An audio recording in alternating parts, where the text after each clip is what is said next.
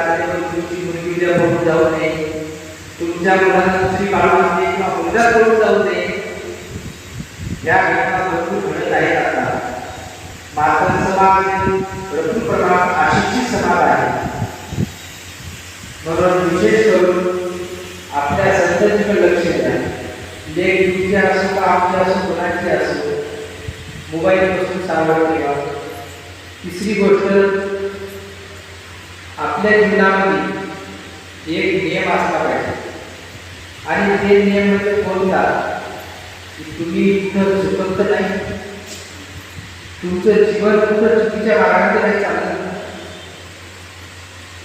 प्रत्येक व्यक्तीनं आपल्या जीवनाचा लेखाजोखा ठेवला पाहिजे, जेणेकरून तुमच्या जीवनाने पाहून तुमचे लेकरं शिकतील. बाप दारूला रात्री मुलगा औषध दारू पिते, जयंतीच्या निमित्ताने दारू पिते, लग्नाच्या निमित्ताने दारू पिते, कोरोनामध्ये कोणी पेलं म्हणून त्याच्या आठवणी दारू पिते, आणि काही सापडलं तर वाढदिवसाच्या निमित्ताने दारू पिते.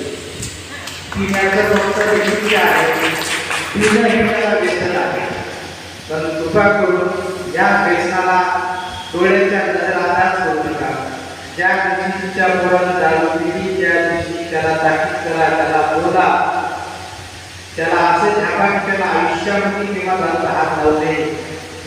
बजाई लेकराला व्यसनाकडे जाऊ नका देऊ. समाजात चाललेली सगळ्यात मोठी अंधश्रद्धा जर असेल तर व्यसन. बाप लेक्चर आहे, आई टीचर आहे, घरामध्ये सगळे लोक सुशिक्षित आहेत, आणि 31 जानेवारी 31 डिसेंबरला तो इतका दारू पिते की त्याचा बापही दारू पिते आणि मुलगाही दारू पिते. खरंच सांगा, वर्षाची सुरुवात चांगली राहिली का खराब राहिली? 31 तारखेला जर तो दारू पिऊन पडत असेल, 1 जानेवारीला त्याचं पहिलं वर्षाचा पहिला दिवस, तर त्याचं वर्ष चांगलं जाईल का खराब जाईल? खराब झाला. म्हणून हे निमित्ताला जे कारण होतात, पाहुणा आला की दारू पिते, घरामध्ये आचार गेला की दारू पिते, हे सगळे निमित्ताला कारण आहे. जर तुम्हाला समाजामध्ये चांगलं जगायचं असेल, समाजाच्या लोकांनी तुमचं नाव घ्यावं, लोकांनी तुम्हाला इज्जत दिली पाहिजे, तर पहिले व्यसनमुक्त व्हा. जोपर्यंत समाज व्यसनमुक्त होणार नाही, तोपर्यंत आदर्श समाजाची पायाभरणी होणार नाही. म्हणून मातंग समाजात महत्व संपूर्ण मानव जातीलाही किडा लागला दारूचा. म्हणून दारूकड विशेष लक्ष द्या आणि त्याला साधारण व्यसन समजू नका. दुसरं व्यसन मोबाईलचं. मी डबल यासाठी सांगत आहो की तुम्हीच घेऊन देता आणि याच मोबाईलच्या माध्यमातून तुमची मुलगी मुलगा काहीतरी वेगळं करून बसते.